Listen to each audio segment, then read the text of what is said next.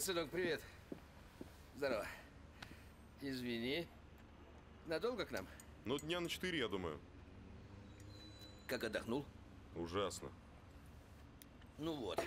С ним была первая красавица Москвы, а он говорит, ужасно. Кстати, помнишь, сегодня вечеринка, на которой вы с Дианой должны объявить о вашей помолвке. Пройдем ко мне. Да. Да. Как раз об этом я и хотел с тобой поговорить.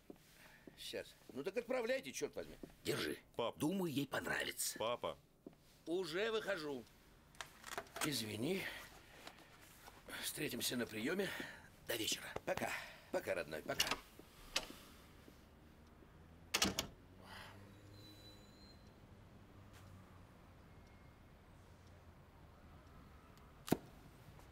Да.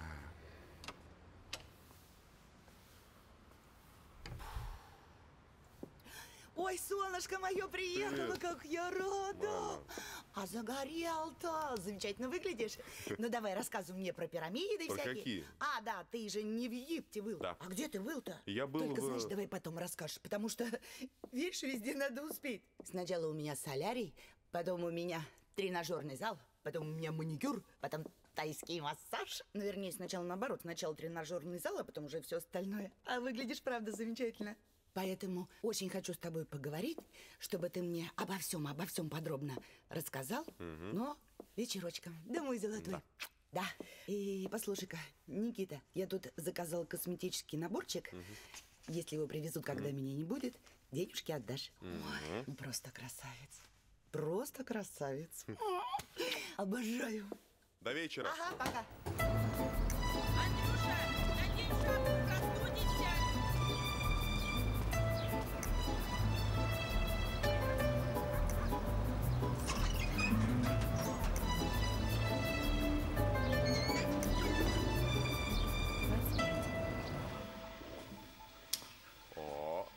О, здорово. Привет, студент. А я думал, ты мне приснился. Мне казалось, я сам себе приснился. О, слышатся нотки тоски. Тоски. Наверное, от разлуки с любимой. Что, все так плохо? Наша мама в сравнении с Дианой Соболевой эталон эрудиции и молчания. Ну понятно. Ой, я поправилась на 1 килограмм. Какой кошмар, я сломала ноготь. Это платье совершенно не подходит твоему галстуку. А галстук не гармонирует с ошейником Ирмы. И это 24 часа в сутки. Каждый день. Подожди, а Ирма это кто? А Ирма — это собака Дианы. Да ладно. Она брала с собой собаку. Конечно. А то вдруг девочка заболеет в разлуке. И в итоге заболел я. И моя болезнь называется аллергия на блондинок. Да, получается, анекдоты про блондинок основаны на реальных фактах. А их писали бывшие бойфренды Дианы Соболевой. Значит, ты разочарован в своей невесте. Да. Настолько сильно, что не только о свадьбе, о помолвке идти речи не может. А отцу ты сказал? А ты когда последний раз с отцом разговаривал? Я? Где-то в 3 классе. Или во 2. Самое ужасное, что она вцепилась в меня мертвой хваткой. Я себя так вел, что нормальный человек давно бы меня уже бросил. Ты знаешь, у отца с ее папашей какой-то проект. Если ты устроишь скандал, то он тебя убьет. Нет, они оба тебя убьют. Бизнес превыше всего. Вот было бы здорово, если бы она сама меня бросила. Слушай, брат, а может ты ее соблазнишь, а? Кто, я? Да. Чтоб мне потом жениться пришлось, да? Во, придумал, брат. Не, выкручивайся сам. Я тебе что, камикадзе, в конце концов? Это колье не гармонирует с ошейником Ирмы. Тём, открой! Сам открой.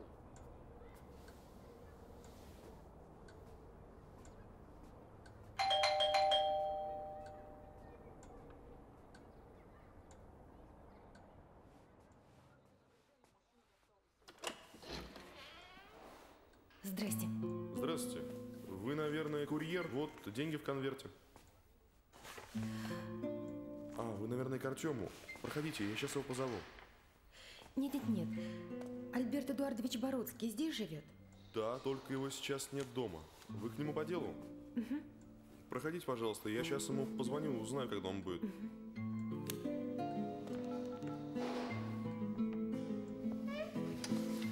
Проходите.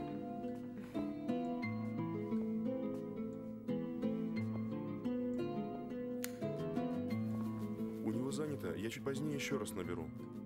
Проходите. Извините, пожалуйста. Да. Ну чего? Да, Диана. Узнал, Нет, я не конечно. могу сейчас. Угу. Да. Ну, можно, да. Ну, Мгм. Да. Да. Не, нет, сегодня не могу, нет. Да не могу я сегодня, правда. Ну все, давай. Отбой, все. Сейчас туда приедет Диана, и не просто со своей подругой, она будет для тебя. В какой-нибудь другой ситуации я бы сказал окей, но учитывая твой опыт, я это не скажу. Да. Ну, куда подъехать? Ладно, все, буду. Угу. Ладно, хорошо, буду. Так, ты меня не бросай, я с тобой еду куда угодно. Ну, я далеко еду. Мне все равно. Поехали. Давай. И лишь бы подальше отсюда. Слушай, а ты машину-то уже починил? Да не, я другую взял. А я?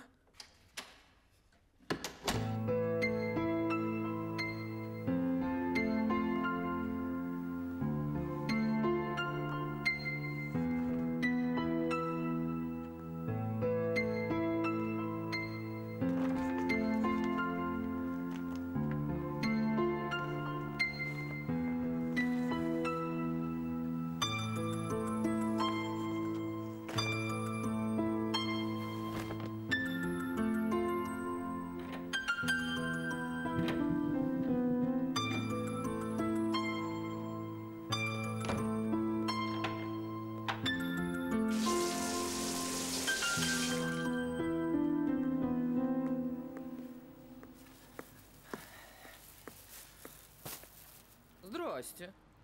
Здрасте. А как вас зовут? Юля. Юля? А как же вы вошли, Юлечка? Мне открыл один молодой человек, Ага. а потом они вместе убежали. Ну, честно говоря, я ожидала увидеть кого-нибудь посолиднее и постарше. Юлечка, да? Ну, ладно, Юля, тогда приступим, потому что у меня мало времени.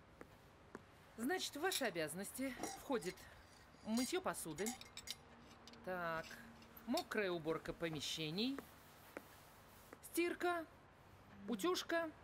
Иногда они заказывают какую-нибудь еду, но ничего сложного. Там первое, второе, в основном для Артема. Хозяйка-то все время на диете, а хозяин на работе. Вы не волнуйтесь, у Артема всеядный растущий организм, так что все будет нормально. А если что-то особенное захотят, они заказывают повара. Да, значит, если здесь лежит список и деньги, идете в магазин за продуктами. Ну, вроде все. Так, Юля, да? Юля. Ну, я видела ваши рекомендации, они замечательные. Вот Обородские очень приличные люди. Я проработала у них 4 года. Так что я вам желаю удачи. Вот вам ключи. Разберешься. Ну, все, пока. А вы куда? А я во Францию. По контракту. Да. Ген, знаешь, смотри. Домработницу они взяли, так что все, больше присылать никого не надо. Да, все, спасибо, пока. Ну, Юля, да? Да. Юля, всего доброго.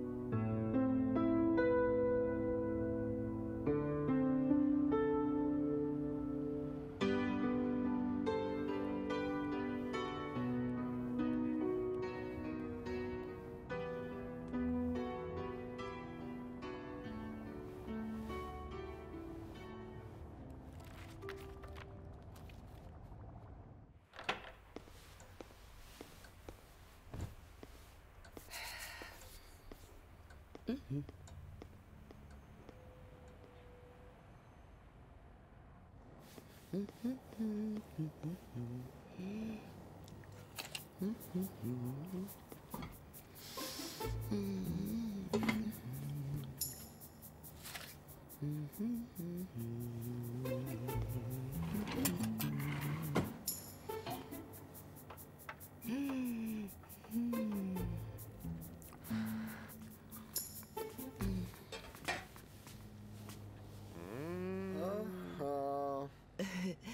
Ну, здрасте. Здрасте. Только никому не говорите об этом. Ты ж потом плакать будешь, что набрала лишние калории, а я буду всю жизнь себя в этом винить. Перестань. Перестань, не говори мне об этом. Все. Все. Здравствуйте. Здравствуйте. Это кто у нас? А может, новая домработница? Ты же сама вчера говорила, что прежняя уезжает. А если это домработница, она почему не уходит? Я вспомнил. Она сегодня к папе пришла. А, когда? Утром я хотел позвонить, а потом забыл. Это ты мне что, хочешь сказать, что она целый день здесь сидит? Накладочка. А чего ей надо-то? Ну, а я откуда знаю? А вы, собственно говоря, кто? Я Юля. Из Камышинска. Вот. Это, наверное, деревня такая у нас. Да нет, это маленький городок в Ярославской области. Вот все и понятно стало. Это от избирателей. Папа там в прошлом году баллотировался. Так он же не прошел. Ну, они-то, может, там этого и не знают. Боже мой, что же вы там стоите-то, деточка? Проходите, пожалуйста, присаживайтесь, посидите с нами. Так неловко получилось, что мои оболтусы вас бросили одну. Спасибо. Присаживайтесь, пожалуйста. Понимаете, я хотела сначала все объяснить, но Ну, как у вас там дела-то в Камышинске? нормально. Правда? Мгм. Нет, ну я понимаю, наверное, проблем много. Ну, я имею в виду там с работой проблемы, ну, всякие социальные, другие. Ой, такой кошмар иногда по телевизору показывают. Кошмар. А вы, собственно, по какому вопросу к Альберту Эдуардовичу? Ну, по общественному я понимаю. Но, деточка, дело в том, что Альберт Эдуардович, он ведь в Госдуму-то не прошел. Не набрал голосов. Так что я, в принципе, даже и не очень понимаю, чем Альберт Эдуардович может помочь вашему Камышинску. Вообще-то я по личному вопросу. По личному, то есть не от народа. Я от себя лично. А по личному вопросу Спасибо. Альберт Эдуардович очень занятой человек. И поэтому все личные вопросы решаю я, его жена. Что у вас к нему? Я бы хотела увидеть Альберта Эдуардовича. Детка, я иногда сама так его хочу увидеть. Нет, мне как-то очень вот эта ваша настойчивость настораживает. Что за дела? Она проникла в наш дом, она целый день здесь сидела одна. Она запросто могла наставить жучков каких-нибудь. Или криминал подкинуть, или наоборот, какой-нибудь важный документ украсть. Что Я вообще считаю, что надо немедленно звонить в милицию. Пожалуйста, не нужно, я все объясню. Вот и объясняйте сейчас же немедленно, что вам нужно от моего мужа. Понимаете, Альберт Эдуардович приезжал к нам в Камышинск в прошлом году. Так. Вот. Тогда еще мама была жива, и она тогда ничего не сказала, а сказала уже потом, когда заболела. Вот. А баба Глаша сказала, что домой человеку нельзя. Вот, я и приехала. Баба Глаша может что угодно сказать. Причем здесь Альберт Эдуардович? Как, причем? Он же мой отец. Круто. С чего вы это взяли-то? Мама, мне так моя сказала. Так, а вы что, год назад, что ли, родились? Это просто какой-то бред. Нет, я родилась 19 лет назад. Просто Альберт Эдуардович 20 лет назад тоже в Камышинск приезжал, в командировку. Ну, а вот и мама его в прошлом году увидела на митинге.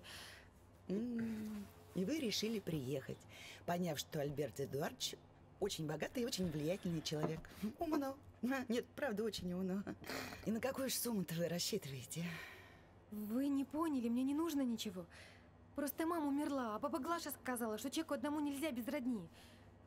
У меня же нет никого, понимаете? Понимаю. Мальчики, в нашем доме аферистка. Надо немедленно звонить в милицию. Просто немедленно. Мам, Что? Ну, мам, ну не горячись. мам, подожди, а вдруг это правда? Какая правда? Твой отец не мог быть 20 лет назад в каком-то Камышинске. А вдруг ты не знаешь? Что? Ну, какой смысл ей врать? Объясни, ей так никто не поверит. А если бы она хотела стащить что-нибудь, она бы давно это уже сделала и ушла бы уже. Ой, умный ты Подумай. какой, подумай. Ладно, предположим, даже убедил. Алло. Ха. Здравствуй, дорогой, здравствуй. Нет, у нас с мальчиками все в полном порядке. А ты как? А это я помню. Да, это я прослежу. Да, все будет в порядке. Слушай, у нас тут как раз сейчас сидит одна очень милая девушка, Юля, из города Камышинска. Да, вот. И она утверждает, что она твоя дочь. То есть ты в Камышинске 20 лет назад не был, да? Точно? Прям вот никогда ни с кем и ничего, да? А ты не врешь случайно? Ну все, я просто так спросила. Все, не кричи. Дорогой мой, жду тебя вечером. Целую нежно.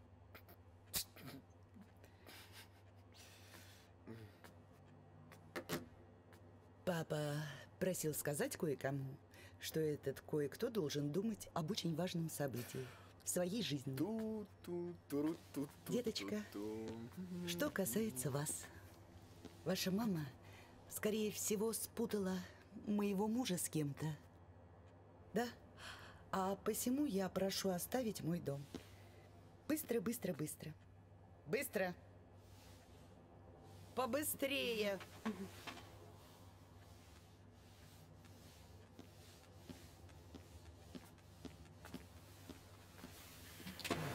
Такой хороший повод был отвлечь внимание. Ну, не везет, значит, не везет.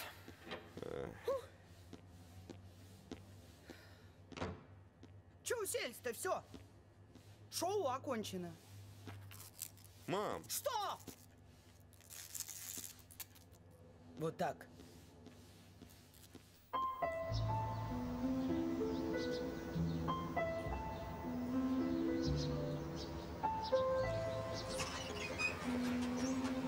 Нормальный препод. Ну, как все взяточники. Уже всех на денег поставил. Кроме меня. Вот, я сегодня заводил его.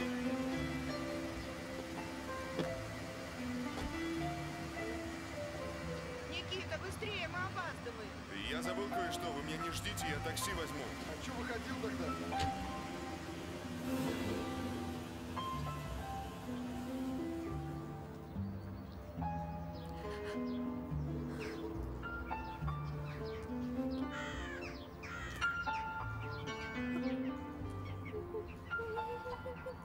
Вы еще здесь?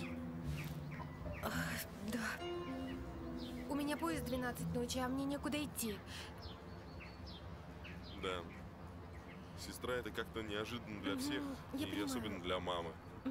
Ну, вы не обижайтесь на нее, она на самом деле хорошая. Да что вы, я не обижаюсь. Я предполагала, что так может быть, но все-таки надеялась. Вдруг.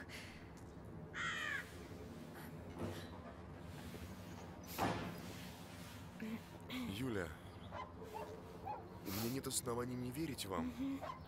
И я прошу вас о помощи. О помощи меня? Да. Я сейчас в такой ситуации, что помочь можете только вы. Я прошу вас поехать со мной на одну очень важную вечеринку, и там мне немного подыграть.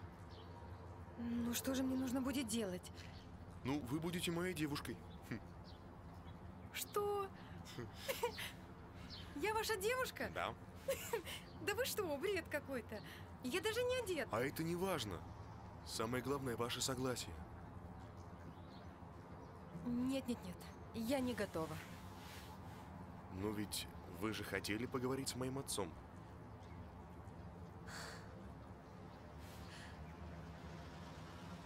Хотела. Он там будет, я обещаю вам устроить встречу. Вы согласны? Я согласна. Ну тогда пойдемте. Привет. О, Ники, здорово. Привет, привет. Здорово, здорово. Здорово. Здрасте. Юля, Макс. Макс, Юля. Очень приятно. Мне тоже. Макс, диспозиция. Мы сегодня вечером идем на вечеринку, и у тебя времени 1 час. Ну, Ник, ты же меня знаешь, сделаем. Прошу. Как дела, как ты? В целом все хорошо, остальное я тебе потом расскажу. Хорошо. Ты-то как? Ничего, по-прежнему, как всегда. Садитесь. Спасибо. У тебя рост какой? 167. Прошу. Ну что, скажи, что за тусовка, кто там? Ну, тусовка, как обычно. Мама, папа и куча народу. Ну, в общем, весь состав, да? Ага. Ага. Так. Ну что, час говоришь? Час. Ай. Ты не торопись. Ну что, поехали?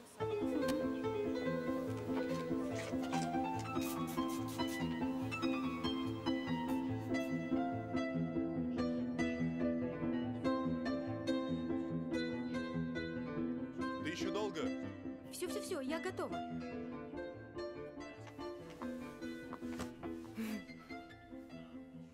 Вот. Ну как? Восхитительно и превосходно.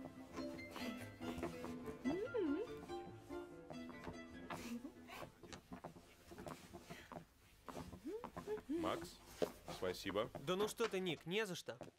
Знаешь, по-моему, неплохо получилось. Да, но чего-то не хватает.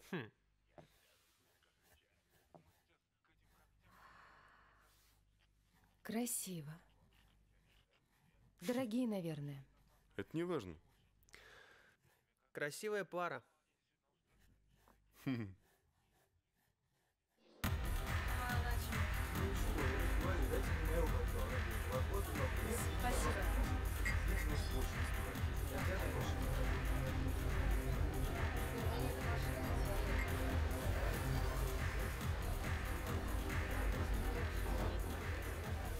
А где Никита?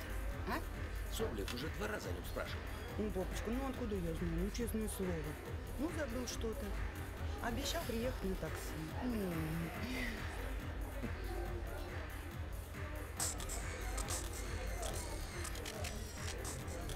Ой, дорогая, все было просто скверно.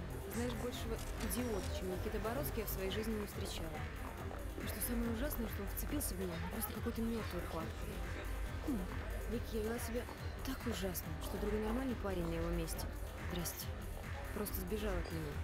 А этот нет. Послушай, может быть, он влюблен? Да брось ты. Не хочу выходить замуж за этого тупого маменькиного сынка. Господи, ну не хочешь, не выходи. Тебе легко сказать. Ты же знаешь, что у меня папа, он грозится оставить без наличных. К тому же они с папашей Бородским решили провернуть какую-то крупную сделку. А доверие друг к другу решили укрепить родственными узами. Да, вы прям как Ромео и Джульетта. Да уж, только ты знаешь, дорогая, Ромео и Джульетта любили друг друга, когда их семьи враждовали, а у нас вот как-то наоборот. Расслабься, улыбайся, веди себя нормально. Самое главное, чтобы нас с тобой увидела Диана. И не убила. Да. Ой, дорогая, знаешь, было бы хорошо, если бы он сам меня бросил. Ну, может быть, ты соблазнишь его?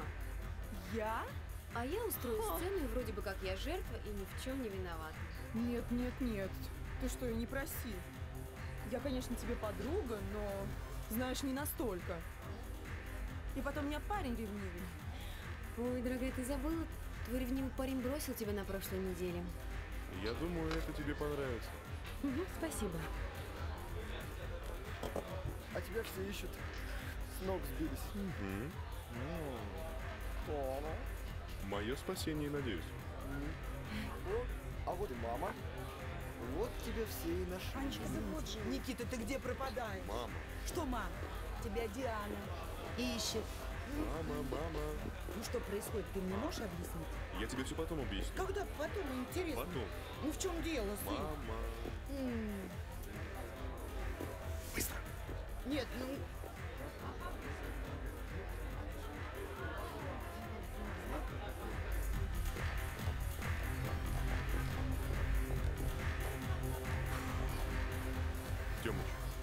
придется взять огонь на себя. Отвлеки, пожалуйста, маму, чтобы она ничего не испортила. Ну и как ты себе это представляешь? Подкинь ей идею по поводу отца в Камышинске 20 лет назад. Пожалуйста. Ну ладно, ладно, постараюсь. Давай, Тёмыч. Спасибо. О, привет, Диана. Привет, Артем. Это Диана, поцелуй меня. Хай! Привет. А кто это был? Так, нефтяник один. Слушай, познакомь меня с ним. И подумала. Не срослось. Пойдем потанцуем. Пойдем. А ты, наверное, часто здесь бываешь, да? Приходится. Банкеты, мероприятия все отцовские. Здорово. Да. А я первый раз.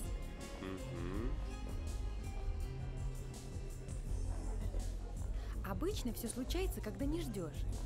Забудь о своей Диане и просто танцуй. А ты очень хорошо танцуешь. Спасибо за комплимент. Ты тоже неплохо двигаешься. Нет, правда. Ты не такая, как все. Не такая? Ну а какая? Ты же меня не знаешь совсем. Знаю. Мы познакомились сегодня утром. Знаю. Я могу представить, каково это приехать в чужой город и в квартире незнакомых людей просидеть чуть ли не полдня взаперти. Особенно, когда два оболтуса закрыли в своем доме неизвестного человека, который, между прочим, мог бы вынести все тапочки из дома. Или подложить бомбу под унитаз. Это было бы круто.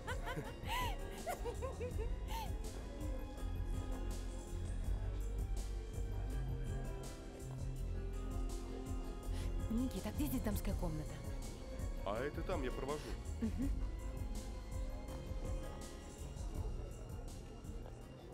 Наверх и направо. Я быстро.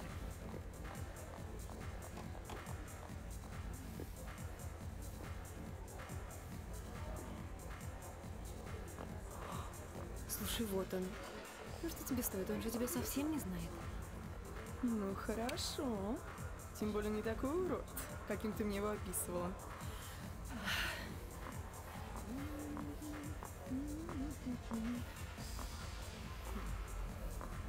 Почему такой мачо и грустит один? Я не грущу, я не один. А, ну да. Да, ты ведь теперь со мной, а я не дам тебе грустить. Так, О, как интересно. Диана. Можешь ничего не объяснять. Помолвки не будет, я ухожу от тебя. И, кстати, да. Подлец. Молодец. Мадемуазель, вы были абсолютно правы. Все происходит тогда, когда этого не ждешь. Ужасная помада. У ее обладательницы дурной вкус.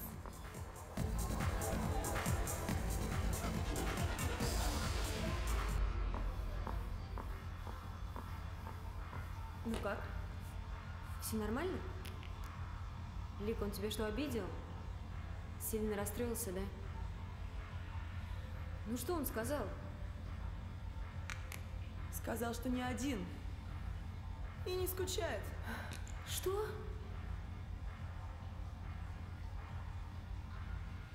И совсем он не расстроился. Потому что с ним знаешь, какая красотка была? Видела, она все это специально подстроила. Вы друг друга стоите. А ты сейчас ревнуешь или ты обиделась? Да ты что? Ты же мне сводный брат. А это еще никто не проверял. Так, я выполнила твою просьбу. А теперь выполни свое обещание. Знаешь, сейчас будет скандал. Может, как-нибудь в другой раз? Все понятно. Нет, я ни от чего не отказываюсь. Просто сейчас не то место, не то время. А когда будет место и время? Ну ты же обещал. Юля. Ладно. Моя роль закончена. Юль, ну... Держи и не потеряй. Юля. Я пойду и сама поговорю с ним. Юля. Ты свободен. И я тоже.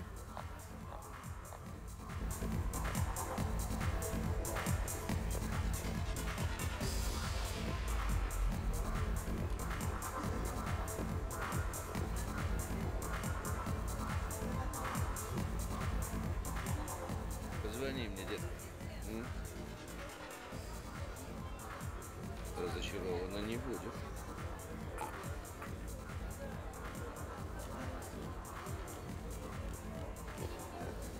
Похоже, мой отец пытался тебя снять. Что?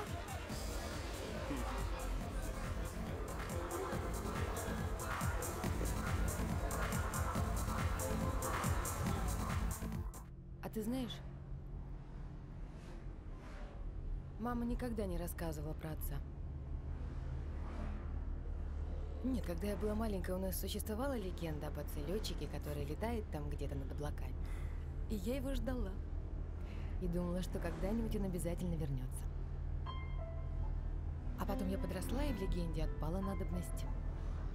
Но знала, что у меня где-то есть отец. А потом мама рассказала уже перед смертью, что она узнала отца на митинге в прошлом году, и он ее узнал, и они встретились, и он даже оставил ей визитку с адресом, по которой я вас нашла. Но обо мне она так ничего и не сказала. До сих пор не могу понять, почему. Ну и что ты скажешь? Ой. И вот это поступок взрослого человека. Ужас, ужас. Ну, ты знаешь, вот эта Диана Соболева, она ведь тоже сама куда-то исчезла. Так что... А? Никита! Никита! Никита, объяснись. Это Юлия из Камышинска. Она говорит, что она твоя дочь. Я не о девушке. Я о твоем исчезновении. Какая Юлия? Из какого Камышинска? Какая дочь? Вот это. А Камышинск — это город такой. В Ярославской области. Тебе мама по этому поводу сегодня звонила.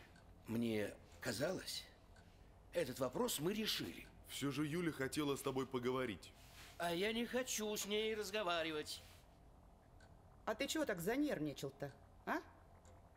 Я совершенно спокоен. Да я вижу, что ты спокоен. Я поэтому и спрашиваю, ты чего так занервничал-то?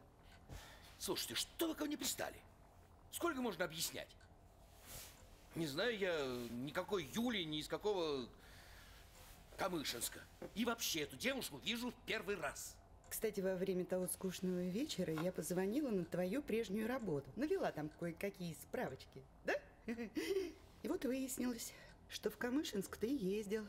3 раза ездил. Что? А мне сказал, что не ездил. Ты я забыл. Да? Забыл. В самом деле, что я должен помнить, где я был 20 лет назад и что там было? Ага, значит, все-таки что-то было. Да не было ничего. Было, да? Что ты мне не веришь? Мне не веришь, а какой-то проходимке с улицы веришь? Да я потому что видела, как ты ее по попке-то хлопал. Ты истеричка, да? Ты истеричка? Тебе показалось, тебе просто показалось. Ты старый лысый кобель. Понятно? И я требую генетической экспертизы. Какая экспертиза? Да. Не будет никакой экспертизы. Прекрасно. Я не буду сдавать никаких анализов. Прекрасно, прекрасно. Тогда я подаю на развод. И вот, раздел имущества. Анна. Ты о чем говоришь? О чем? Ты понимаешь, как это отразится на моей карьере? Соображаю, прекрасно. Но я же должна тебе как-то отомстить за то, что ты изменял мне с ее матерью. Чушь. Что ты несешь? Как ты смеешь Смею я, понимаешь, смею. Надоел ты мне за 25 лет. Да. Вот ты мне как надоел. Устала я вот ради твоего какого-то там престижа все время себя в форме какой-то держать. Я все время есть хочу. Может, прежде чем разводиться, выясним. А ты не встревай, когда взрослые разговаривают. Ок, ладно. Ладно. Пошли. Иди. Разбирайтесь сами. Твое воспитание. Ты вот этот со своим престижем всех детей пропустил. Вспомни меня. Может быть, я все-таки поеду? Ну куда ты поедешь? На дворе ночь. Да не хочу я, чтобы твои родители из-за меня ссорились. Они все время ссорятся, не бери в голову. Ты лучше располагайся и будь как дома. Позвольте прядь ваших волос для анализа. Так они же крашеные. Ничего, для ДНК это и не имеет никакого значения. Если выяснится, что ты все это придумала, даром это не пройдет. Я такое устрою, мало не покажется. Пап. А ты следи за ней. Ты привел, ты и следи. А то и тебе мало не покажется.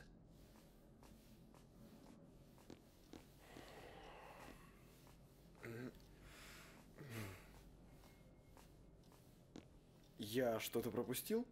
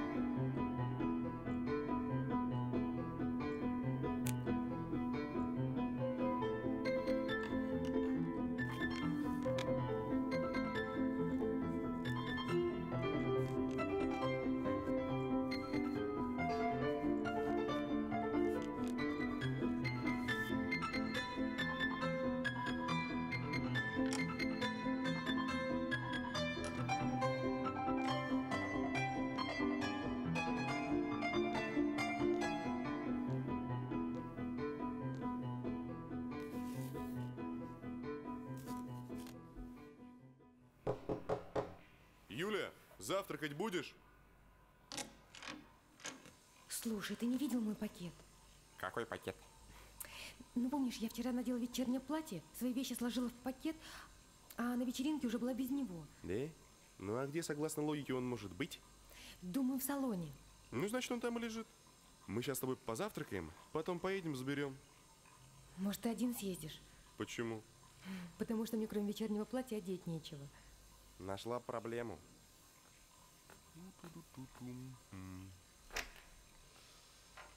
Ага. Вещи новые, мама их еще не надевала. На, держи. А твоя мама сердиться не будет? Да ты думаешь, она помнит все свои тряпки? На. Спасибо. И чего это у нас вчера тут было? Обычные семейные разборки. А родители куда ушли? Родители ушли выяснять, нет ли у нас с тобой сестры. А вот вам и завтрак. Ух ты, спасибо. Приятного аппетита. А лично я против сестры ничего не имею. Да. За сестру. За сестру. Да.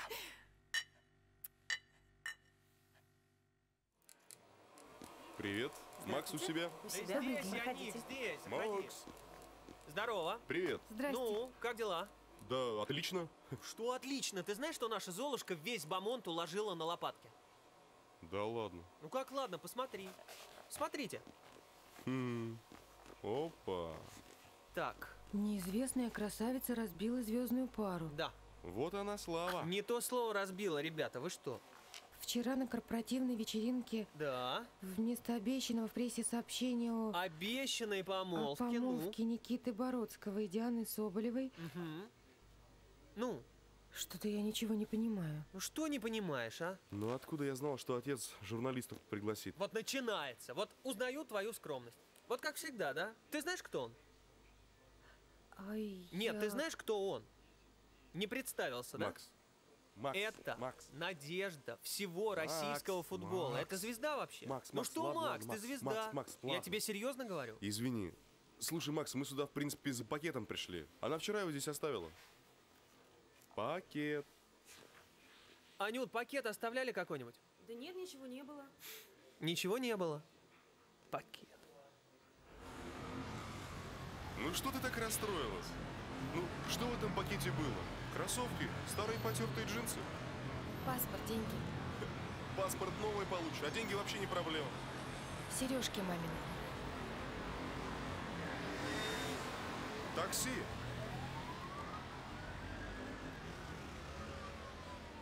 Алло, Леха, привет, это я. Да, в Москве. Как сам?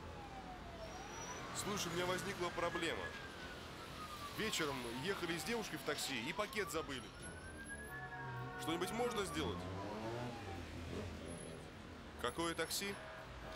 Не помню, что там было написано или цвет какой. Не помним. Ну, поздно было, часов 9. Ехали от салона Макса до клуба. Ну, да. Что в пакете? Ну, вещи старые, паспорт, самое главное, сережки. Память о маме. Не о моей маме, о маме девушки. Паспорт на имя? Макарова Юлия Александровна. Макарова Юлия Александровна. Все. Ладно, я буду ждать. А почему не Альбертовна? Мама так назвала. А, ну ладно. А ты всегда свои проблемы с помощью телефона решаешь. Ну, твою проблему мы еще никак не решили. Алешка, он следователь, он что угодно из-под земли достанет, если нужно. Понятно.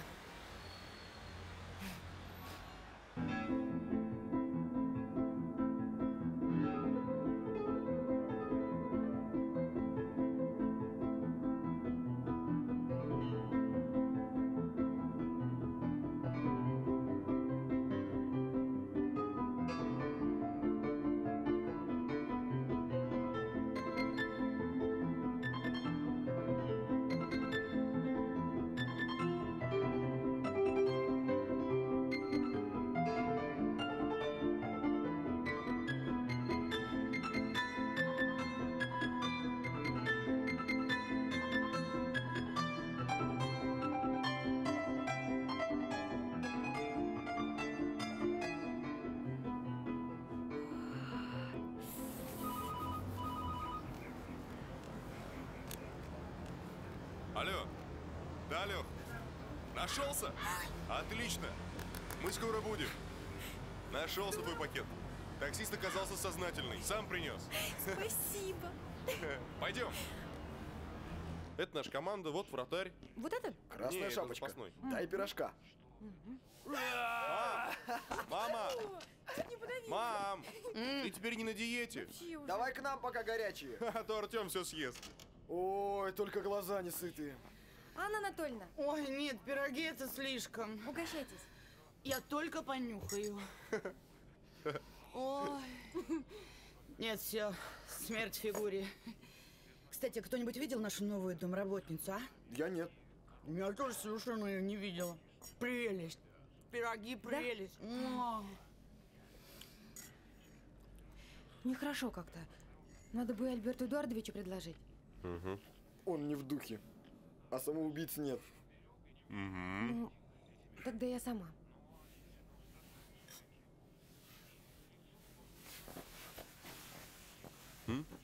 Мам, чай будешь? Да-да. Вы позволите вас угостить пирожками? Заходи.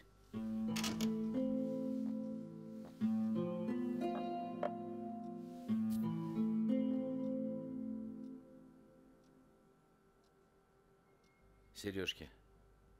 Мамины? Да.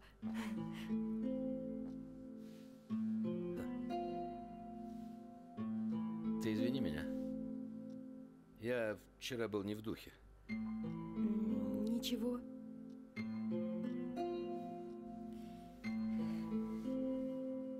А пирожки? Мама научила готовить? Да. Фирменный рецепт. Спасибо. Угу. Приятного аппетита.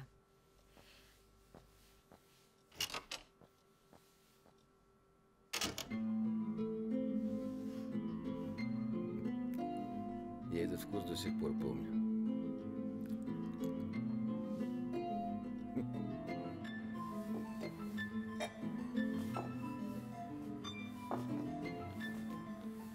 О, Золушка наша с утра уже на ногах. Умничка, умничка. Доброе утро. Доброе.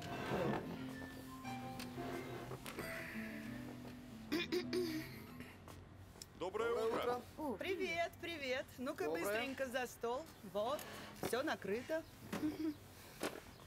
Налей мне чаечку. Чаечку. Что это? Это к завтраку. Обалдеть! Я теперь понимаю, зачем нужны сестры. Ну-ка. Какие у нас сегодня планы? Давайте пойдем в боулинг. Отлично. А вечером мы с передай. Никитой в клуб пойдем. Угу. Пап, ну не томи.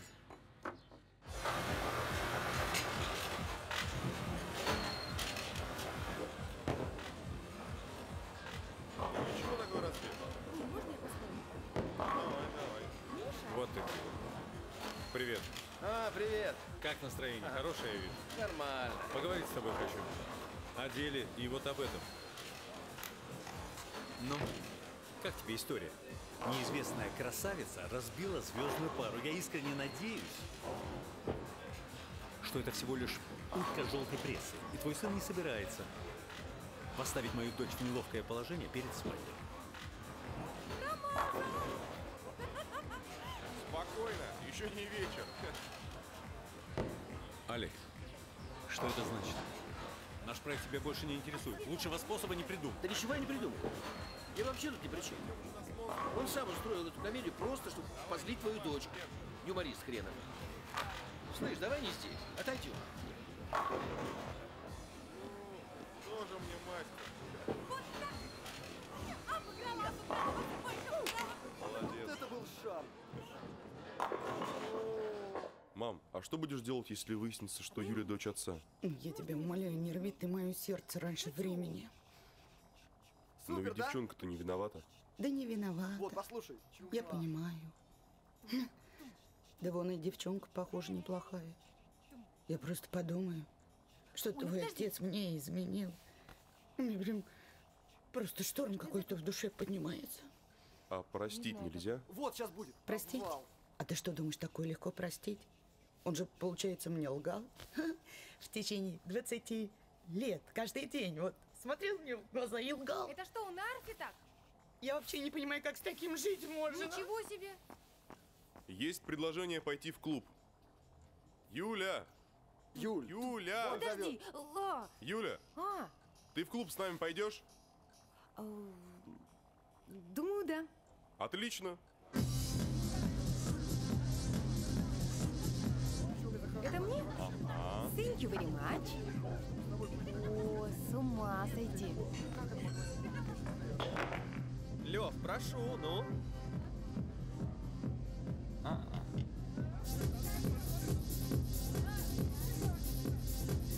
Ну давай. Макс, Так. Леша. О, Ник пришел. О, Максим. Привет. Привет. Привет. Привет, дорогой. Здорово. Привет. Здорово. Привет. Ты знаешь что? Только челочку вот так прими, да. Очень, Так, очень Юля, хорошо. Юля, Макса ты уже знаешь. А это Леша, он твой пакет нашел. Спасибо вам большое. Не за что, не за что.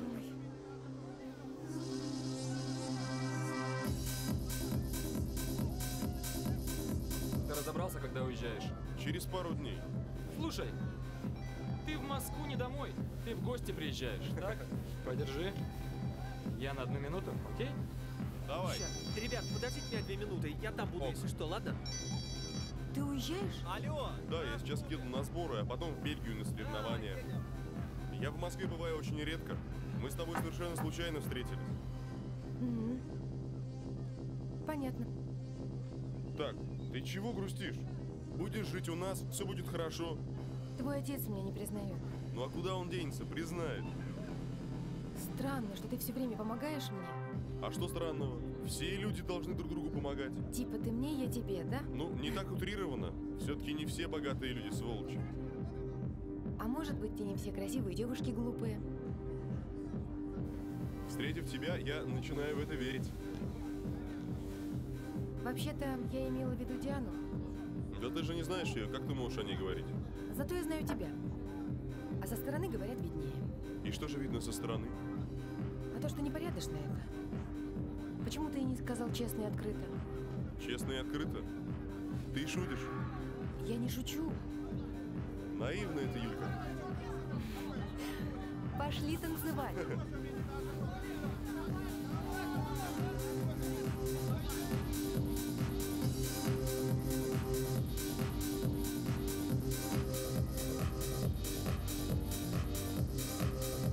Эх, вот такая тушь. Ну что, ребят, вы все про жратву, да? А что? Ты про что? Посмотри, какая. Смотри, ну ладно он, ну какая девушка. Да, на поле-то он лучше смотрится. Воровский, кто так танцует? Что за жест? Отойди от партнерши, не позорься. О, смотри, завелся. Сейчас тебе покажу, как надо. Иди, давай. Учись, пока я жив. Ну, отойди. Как зовут даму? Золушка. Понимаешь, Золушка, танец это не набор движений, это кураж. Состояние души, понимаешь? Да! Поставь что-нибудь поритмичнее.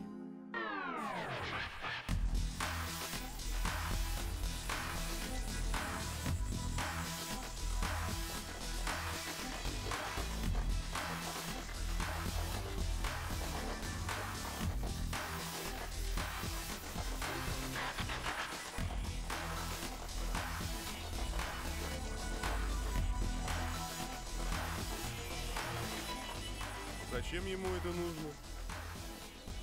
Куражится. Типа он самый лучший.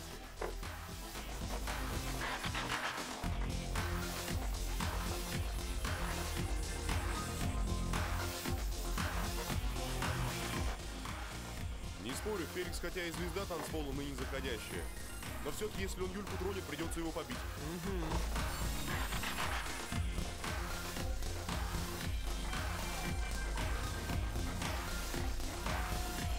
Ник, а она тебе кто? Любимая женщина или так просто? Как на допросе. А тебе-то для чего эта информация? Недоброжелателям продам. Дорого.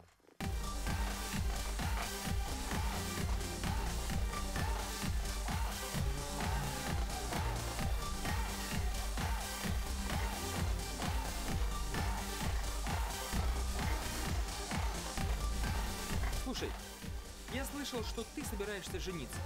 Значит, в серьезных отношениях у тебя с этой девчонкой быть не должно. Значит, если я с ней поближе познакомлюсь, то никого у друга не уведу. Логично? Не совсем, я на Диане не женюсь. Твои проблемы.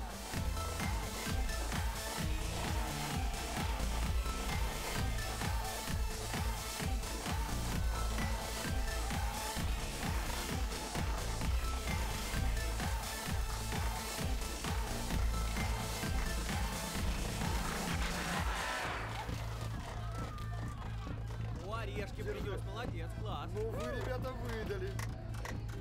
Маэстро, она тебе сделала. Согласен. Щелочка, вот такая. Никит, где ты нашел такой самородок? В российской глубинке. Называется камышинцы. Ты очень хорошо двигаешься. Ты где-то учился, Лёс, камышинские все такие. Занималась в школе эстрадных танцев. Люблю танцевать. Это видно. Есть деловое предложение.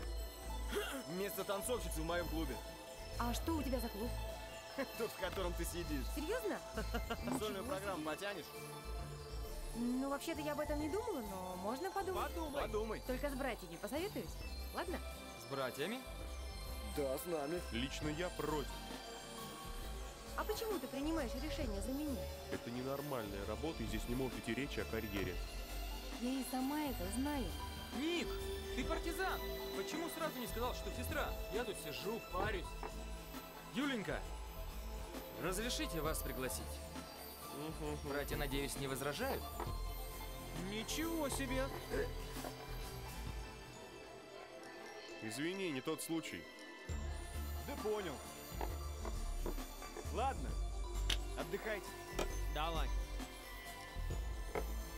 А ты на кой черт проболтался? А я что? Она первая. Да я вообще самый первый поверил, что он твоя любовница. Балда. Ну что, пошли? Бильярдик. Партеечку? Партеечку. Пойдем. Пошли. Ну как? Чувствует себя дочка миллионера? Пока не поняла. А что мы делаем сегодня вечером? Танцуем в ночном клубе со следователем. А позже? Да куда же еще позднее-то? 12 ночи. Хорошо. Поставим вопрос по-другому. Можно сегодня вечером пригласить вас на утренний кофе? Можно, но не сегодня. Ничего, я терпелив. Но проводить себя ты, конечно, позволишь. Зачем? Как? Чтобы не обидел никто? Да кто же меня обидит? Я же с братьями. Отказала красиво. Пойдемте к столу. Да.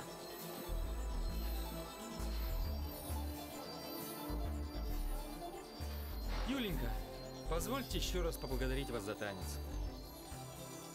Я покидаю вас. Если что, буду звонить в 02. Я устала. Может, домой? Пошли.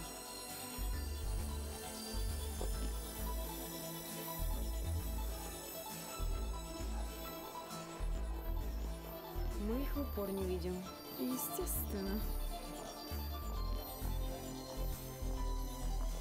Тебе подыграть?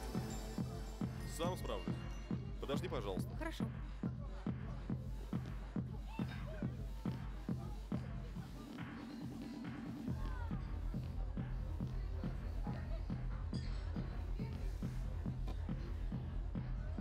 Что тебе нужно?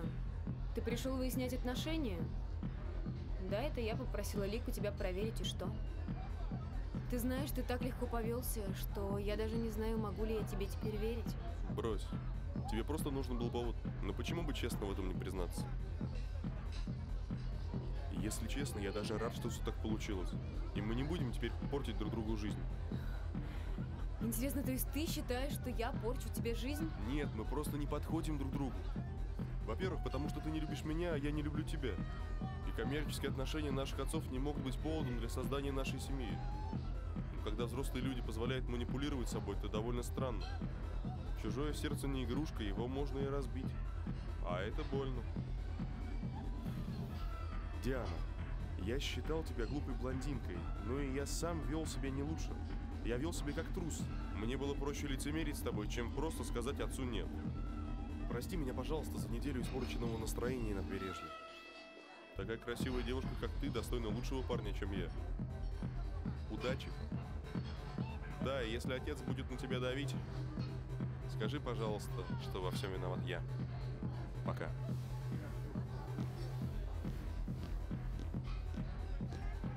Пойдем? Все выяснили. Все.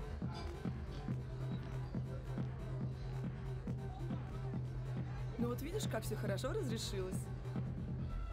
А ведь как он красиво сказал. Вали все на меня. Ой, какая же я дура. Ты чего? Я дура. Я дура.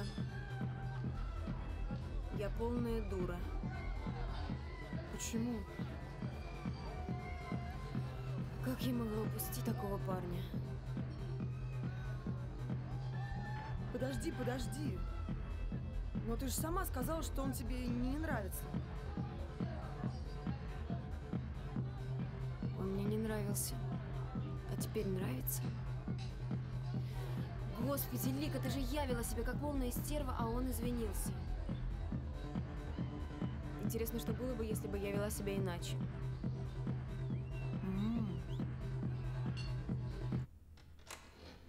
Подожди, ну как я успела понять, ты разрушаешь планы Альберта Эдуардовича. А я всегда это делаю. Он хотел сделать меня финансистом. А я ушел в спортсмены. Ага. Он хотел укрепить семейный бизнес, а я все испортил.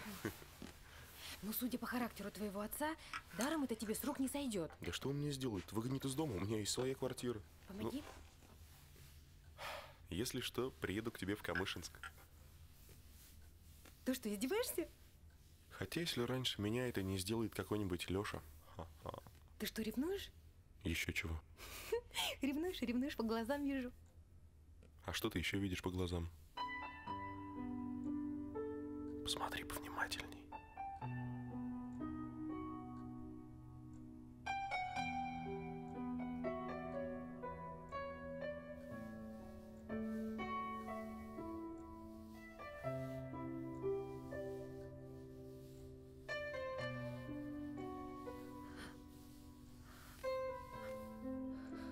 Ничего не было, поняла? Почему? А ты не понимаешь? Ты же мне брат. Юля, ну какой я тебе брат? Ты разве не чувствуешь то, что чувствую я? Такое не может чувствовать брат к сестре, ну скажи. А что я могу тебе сказать?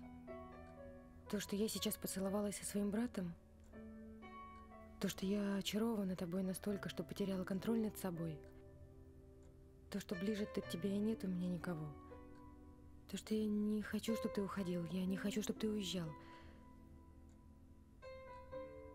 Ты серьезно думаешь, что ты дочь моего отца?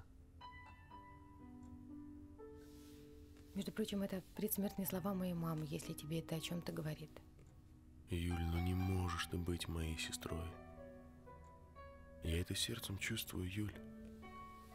Может быть, твоя мама ошиблась при всем моем уважении к ней. Но извини. Просто для меня это очень важно.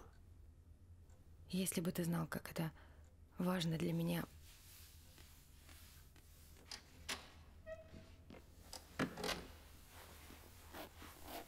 Ну ты как? Если честно, то о жизни думаю. Из-за Юльки, да? Ну с чего ты взял? Да ладно, я что не вижу? Ты же на нее запал. Да. И красивая, и умная, но сестра. Ну, я бы тут не торопился с выводами. Это еще разобраться надо. Да чего тут разбираться? Ты уверен, да? Уверен. Хорошо, если завтра выяснится, что она не папина дочь. Да не выяснится. Ну, спорим. Ну, спорим. Ну вот и все.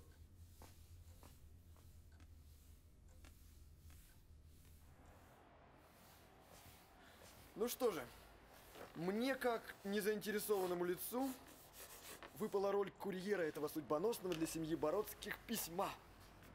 Папа.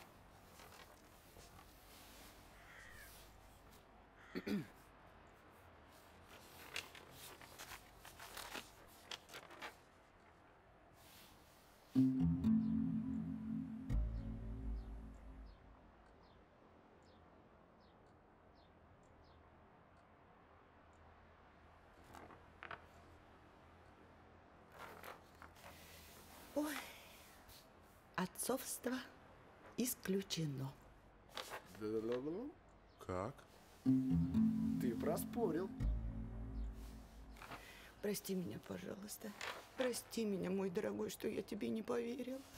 Но в самом деле так все глупо получилось. Юль, ну как вы могли с нами так поступить? Честное слово. Ну, мы вам почти уже поверили. Мы отнеслись к вам как к родной. Может быть, это какая-то ошибка? Этого не может быть. Мама не могла соврать. Девочка, генетическая экспертиза, она не ошибается, понимаете? Если только кто-то не устроил это специально.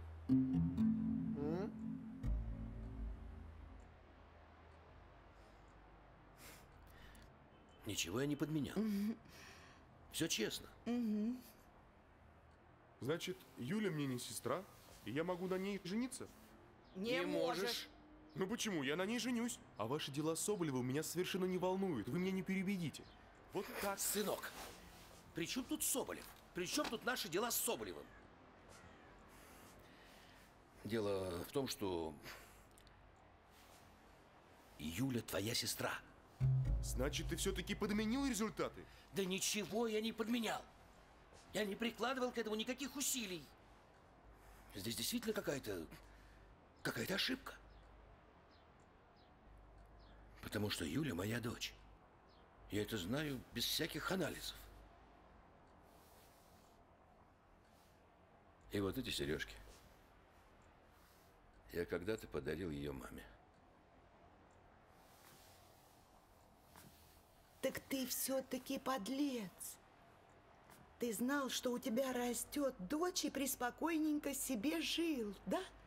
Я не знал, что у меня растет дочь.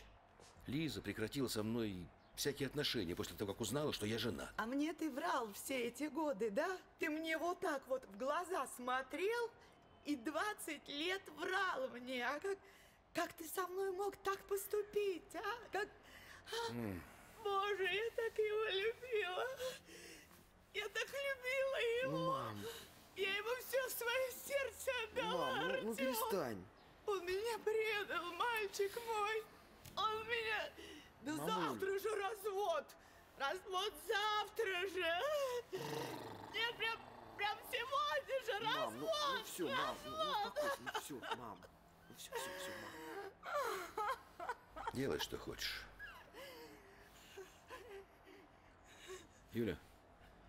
Юля, прости меня. Я знаю, ты винишь меня в смерти мамы. Я тоже узнал ее тогда на митинге. Узнал о ее болезни. Я предлагал помощь, но она отказалась. И она ничего не говорила о тебе. Прости меня, но я не знаю, почему она молчала.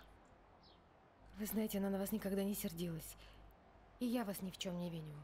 Простите меня, пожалуйста. И мне не нужно было приезжать, я делала ошибку. И, пожалуйста, не нужно из-за меня разводиться. Деточка, дело вообще не в вас, понимаете? А дело в наших отношениях. А вы, кстати, вообще можете остаться. Нет, не могу. Мне нужно уехать. И дело вообще не в вас, а в моих отношениях. И... Юля. Погоди, сын. Она ушла, это ее право. В любом случае, я ее разыщу. Вот, подлец! Даже родная дочь тебя видеть не хочет, вот! Пап, ты точно не менял результаты экспертизы? Ничего я не менял. Что вы ко мне пристали? Просто в конверте были мои волосы.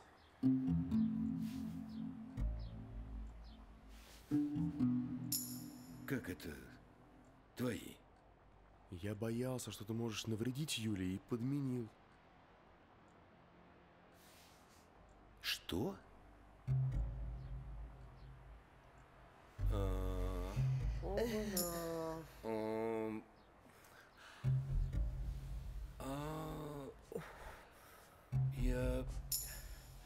Я...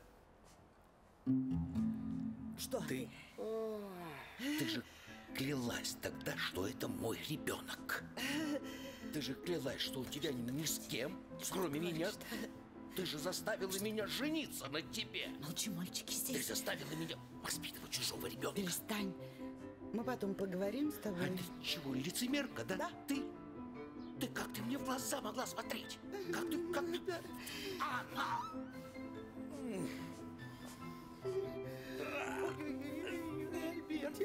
Альбертик, ну что ты? Ты разводиться хотела, да? Хорошо.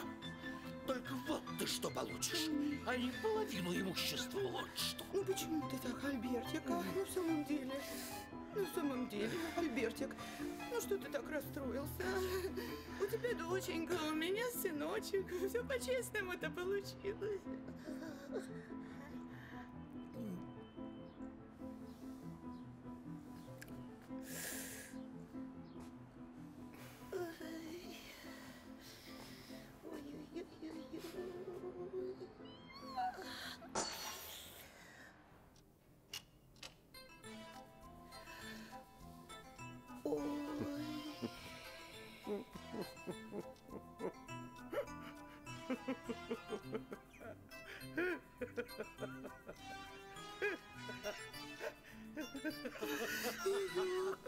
Мама.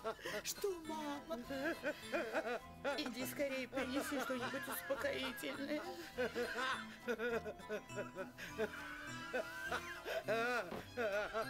Кто тебя вообще тянул-то за язык со своей правдой? Мама. Что, мама? Мам, ну... Что, мама? Он папочку совсем чуть не угробил.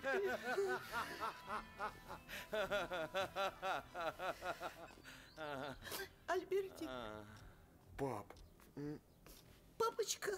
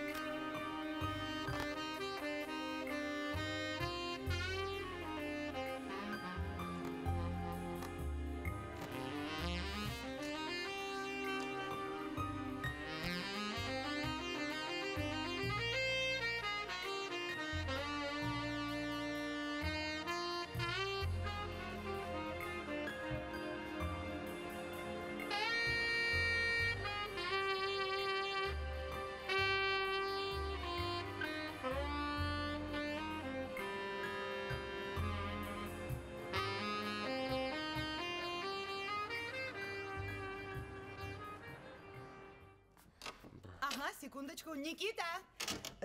Никиточка, звонит Диана Соболева.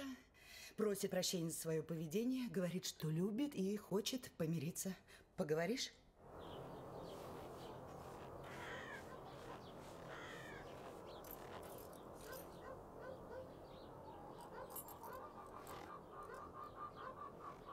Юль! Это ты там торкайся? Я, баб Глаш. Ну как? Нашла отца-то? Нет.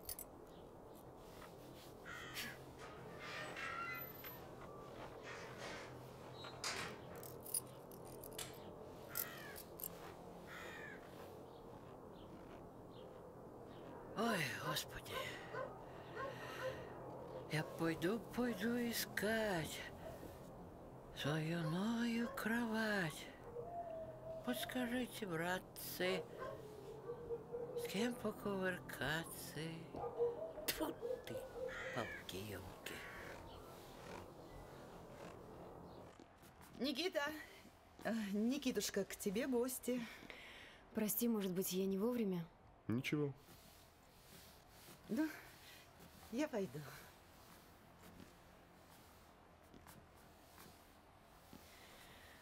Я пришла извиниться, Никит. Ты сначала мне совсем не понравился. Но тогда в клубе я поняла, что я ошиблась. Ой, я была такой дурой, ты прости меня, пожалуйста. Я никогда никого не просила так, как прошу сейчас тебя. Вернись, пожалуйста. Я тебе обещаю, что все будет по-другому. Мы обязательно будем счастливы. Что это?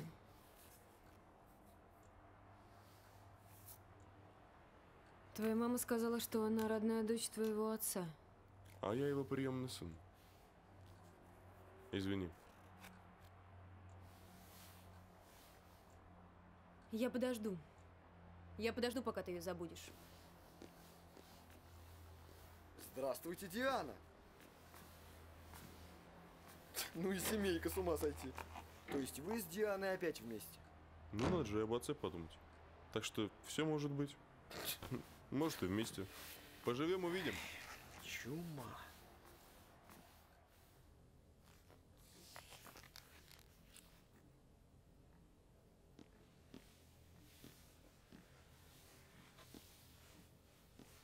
Все? Пора в аэропорт.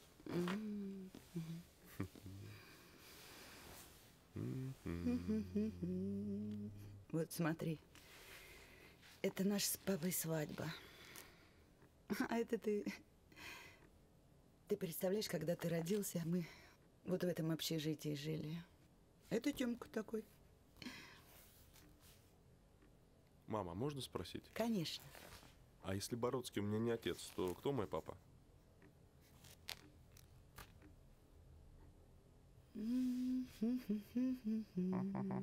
Да, был один, знаешь.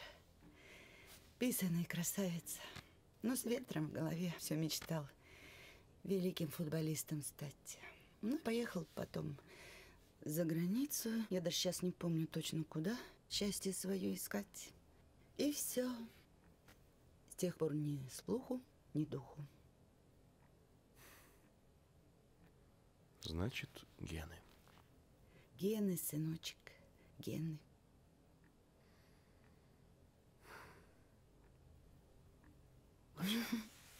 Мне пора. Пока. Угу. Сын. Успехов, сын. До скорого. Ожидаемый, но от этого не менее приятный успех российского клубного футбола в Европе формирует злобу дня спортивных новостей среды. Никита Бородский, автор победного решающего мяча нашей команды, любезно согласился ответить на вопросы нашего телеканала сразу после возвращения на родную землю. Никита, добрый день. Добрый день.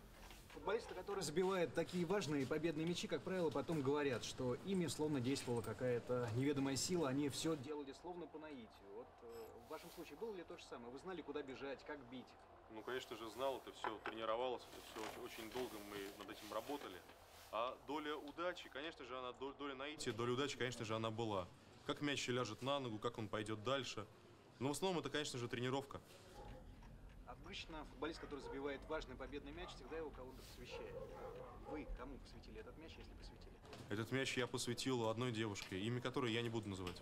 Почему одной, Никит? Потому что я знаю, многие приходят на стадион, представительницы прекрасного пола, специально посмотреть на вас, поболеть за вас. Вы не боитесь, что сейчас эти люди обидятся, расстроятся? Конечно же, я этого боюсь, и я бы крайне этого не хотел, потому что именно Да. они нам очень сильно помогают. О, привет, сынок. А та девушка, Привет. которую я посвящаю, я думаю, сейчас она не сможет. Да вот, смотрю тебя по спортивному каналу. Умница, молодец. Горжусь тобой. Молодчина. Послушай, я тебя хотел спросить.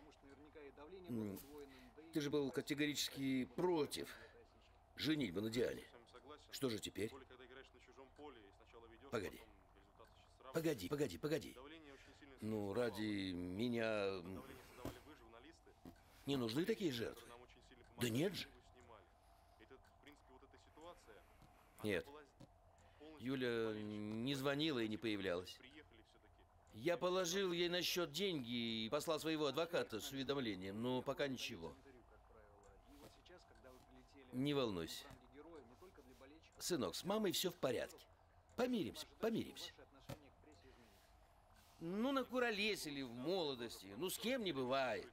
25 лет вместе, это же не поле перейти. Да все нормально будет. Когда будешь дома? Ну, это я уже видел, что ты в аэропорту. Давай. Обнимаю тебя, горжусь тобой. Люблю. Пока. И это все сообщения выпуска. А я, Денис Яковлев, с вами прощаюсь. До встречи. Хороших новостей.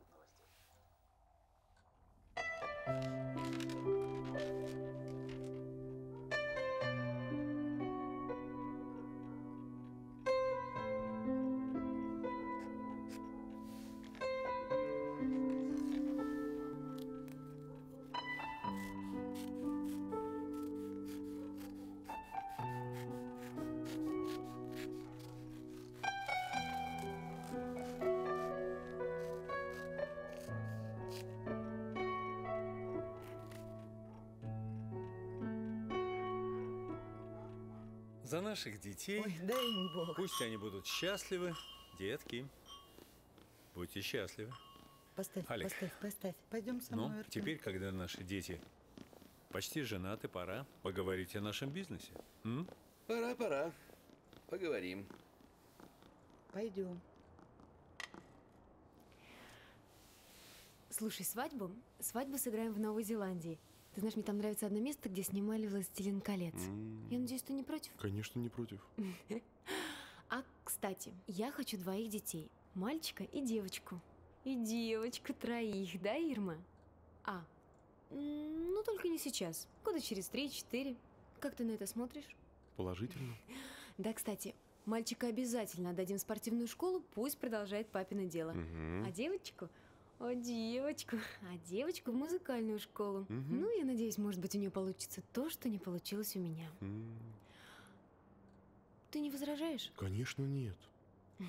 Никит, жить мы будем обязательно только на Рублевке, потому что папа нам присмотрел просто красивейший дом. Тебе там нравится? Нравится. Знаешь, Никит, мне как-то странно, что ты совсем соглашаешься. Как будто у тебя нет своего мнения или... Может быть, тебе все равно? Знаешь, второе. Но если хочешь, я могу поспорить.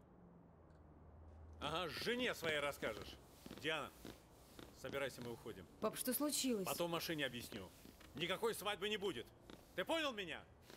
Даже близко к моей дочери не подходи. Оборванец. А как же... Боже, так все хорошо шло. Папа, что ты ему сказал? Сказал? Сказал, что акции нашего предприятия упали.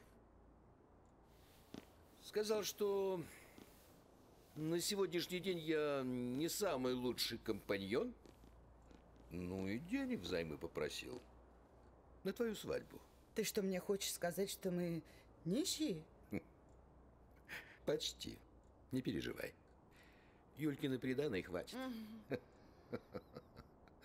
Пап, мам, я тогда поехал. Давай, беги.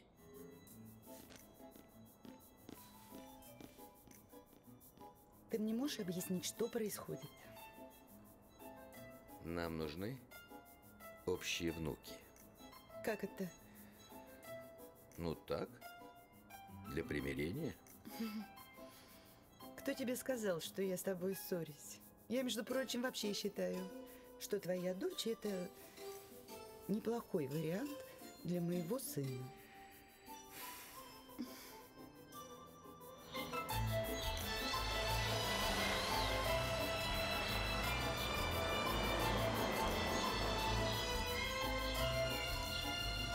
Тёлки, ну что вы как бройлеры на прилавке? Ну хоть зубы, что ли, свои покажите. О, цепляем этого. Давайте, улыбаемся. Welcome to Камышинск, мучачо. Огоньку не найдется? Не курю.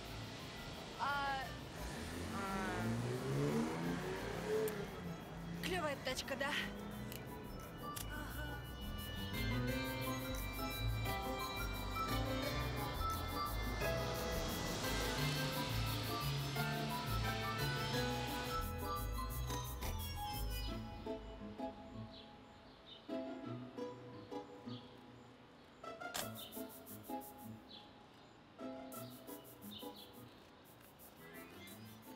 Я купила колбасу и в карман положила. Неужели колбаса так меня встревожила?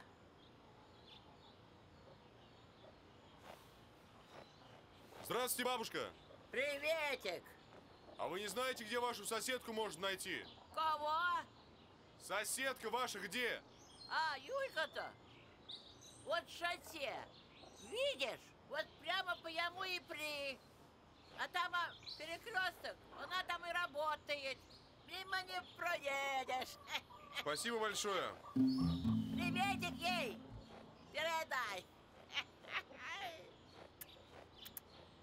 Тьфу, наварила ты говна.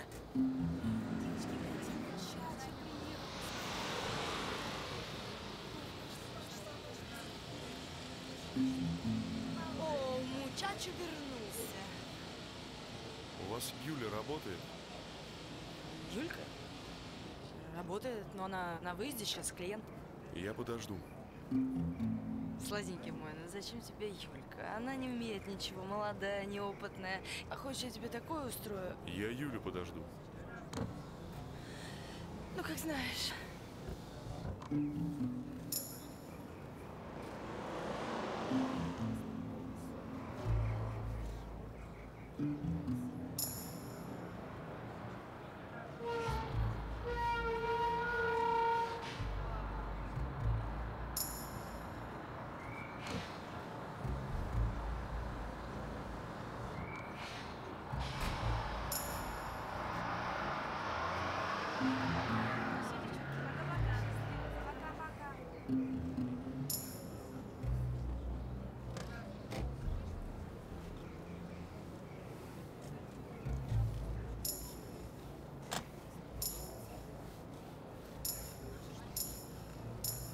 Юля! Вы не та Юля. А у нас другой нет.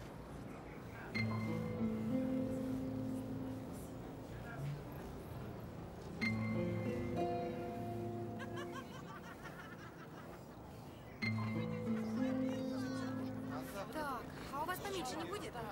А то у меня сдачи не наберется.